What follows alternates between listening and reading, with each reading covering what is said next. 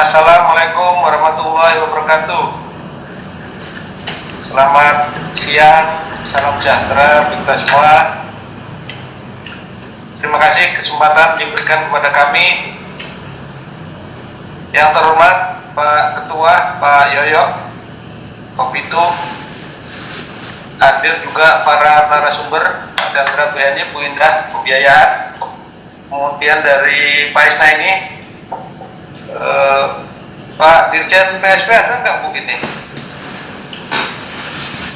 Ada beberapa hal yang ingin saya sampaikan singkat para hadirin semua peserta webinar yang tidak bisa saya sebut satu persatu.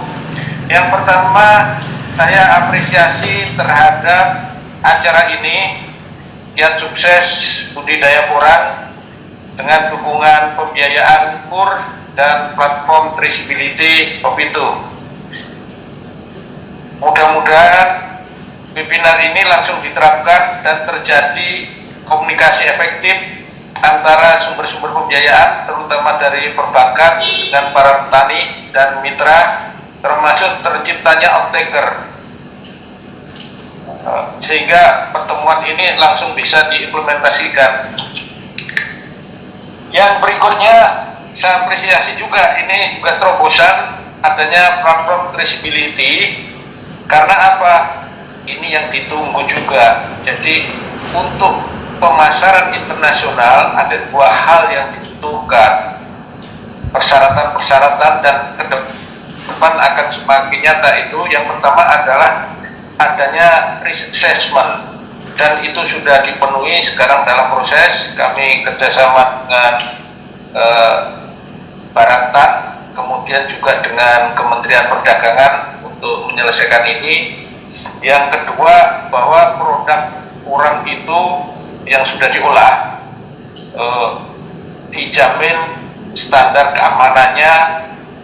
Nah, salah satu caranya melalui platform traceability. Nah, fokus kepada topik mengenai kiat sukses budidaya porang, Bapak sekalian, ini animo masyarakat, euforianya sangat tinggi. Kami pantau seluruh luas tanam, ada yang skala besar, ada yang skala kecil, dan banyak sekali. Maka ada beberapa hal yang ingin saya sampaikan supaya diperoleh seperti judul tadi, bagaimana kiat sukses budidaya. Jadi tidak hanya yang saya maksud budidayanya saja, tetapi sukses sampai ke panen dan pasarnya, sehingga petani memperoleh nilai tambah yang tinggi terhadap itu. Jangan sampai tergiur iming-iming tetapi tidak disiapkan dengan analisis yang cermat, yang akurat. Jadi sukses yang pertama saya detailkan, para petani kita tolong mesti sukses untuk porang ini. Yang pertama, sukses tata kelolanya dulu.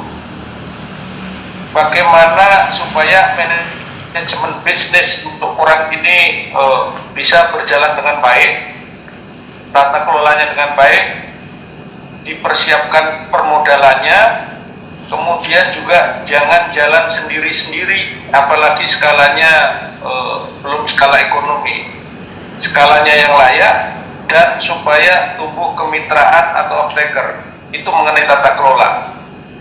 Yang kedua, sukses pelaksanaan harus dimulai dengan sukses persiapan.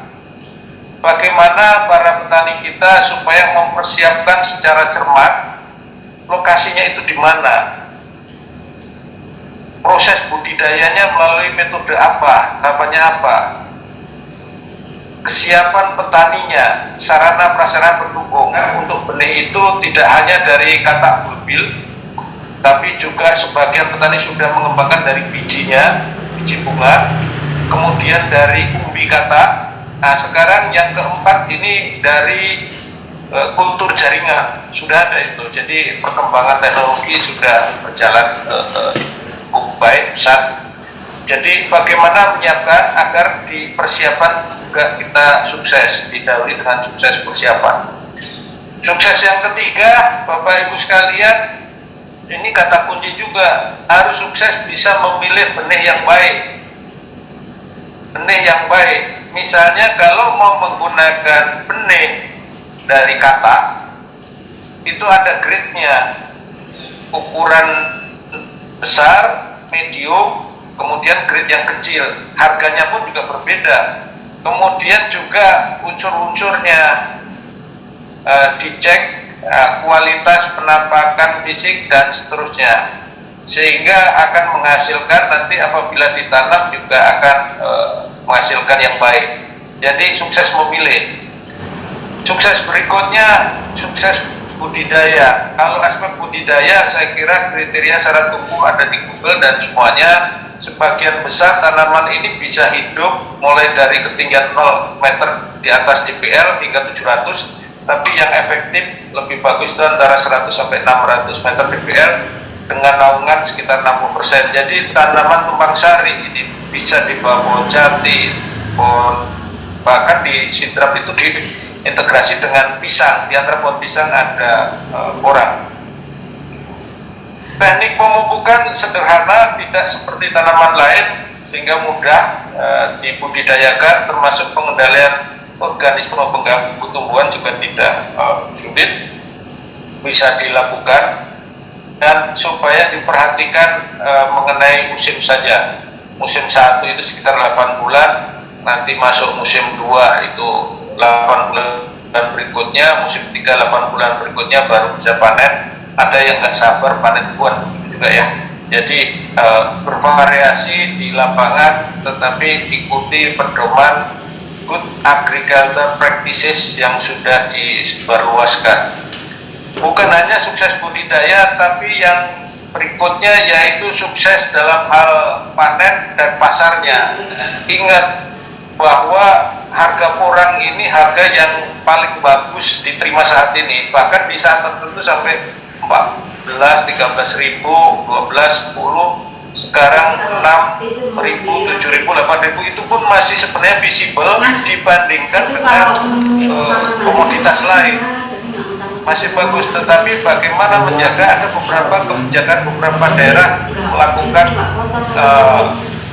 solusi mengenai harga ini, tetapi kuncinya adalah secara keseluruhan aspek hilir. Industri hilir supaya tumbuh, supaya bisa masuk kemitraan itu dibangun.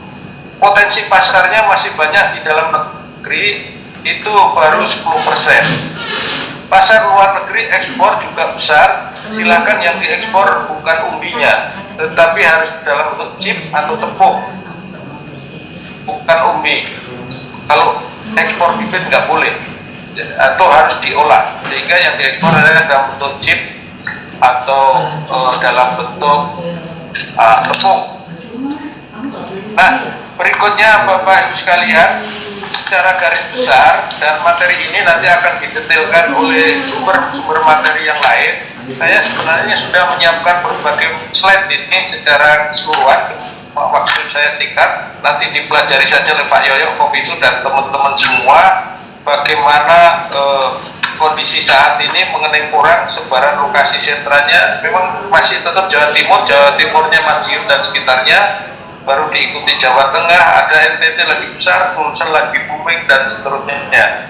Ini daerah-daerah sentra dan berkembang, animo masyarakat tinggi sehingga swadaya pertanaman semakin banyak sekali ini. Jadi kami mengantisipasi, yang pertama peran pemerintah intervensi, kita membangun sistem perbenihan porang, kita tingkatkan itu, mulai dengan pelepasan varietas, mengawal teknologi, meningkatkan mutu benih, distribusinya dan seterusnya. Kemudian juga membangun tidak hanya skala kecil-kecil, kita berupaya tolong bersatu dalam skala ekonomi, skala luasan, dan setiap skala luasan didekatkan kemitraan dengan off-taker dan dengan sumber permodalan atau kurnya. Jadi terima kasih, nanti banyak sekali dari pihak perbankan supaya ikut masuk ke dalam proses bisnis ini. Kemudian bagaimana di setiap kawasan itu tumbuh ada industri hilir yang mengolah itu. Hal-hal yang bisa dilakukan petani misalnya di hilir itu pengering, selama ini sebagian pakai matahari, ya pakai mesin. Nah, mesin ini bisa skala rumah tangga, bisa skala pabrik, silakan. di beberapa lokasi yang sudah mampu itu. Kemudian potensi yang sudah ke hilir, banyak sekali jenis-jenis produk yang bisa dihasilkan dari tepung porang dengan berbagai kelebihan tadi. Kelembutannya dari tepung porang belum ada tandingannya. Berbagai macam tepung dari porang bisa diolah menjadi berbagai jenis kue basah, kue kering, aneka makanan, sup, kemudian juga mie, bahkan beberapa hal bisa untuk biomaterial, kemudian food additive, kemudian suplemen, dan untuk biodegradable foam dan sebagainya. Itulah beberapa industri hilir yang terkait dengan tepung, bahkan produk ini kandungan glukomanannya sangat tinggi. Ini yang potensi nilai tambah tinggi. Apabila kita mengambil porsi itu, maka nilai tambah dan income di dalam negeri akan meningkat dengan proses hilirisasi produk-produk dari Poland. Ada 28 jenis produk turunan yang bisa dibangun dari itu. Ini merupakan potensi. Kami mengharapkan di forum ini para UKM bisa mengambil itu 21 jenis produk turunan yang bisa diolah. Saya yakin semua di partisipan ini menjadi pionir untuk menghilirisasi produk, kemudian menerobos pasar dengan berbagai macam brand, teknik-teknik pemasaran dan lain sebagainya, baik untuk dalam negeri maupun luar negeri. Demikian sebagai pengantar yang dapat saya sampaikan. Sukses selalu buat Kopi itu, sukses selalu buat Porang wadah ini supaya terus ditingkatkan sehingga komunikasi efektif bisa berjalan dan mensolusi kendala-kendala yang ada. Salam buat semua. Wassalamualaikum warahmatullahi wabarakatuh.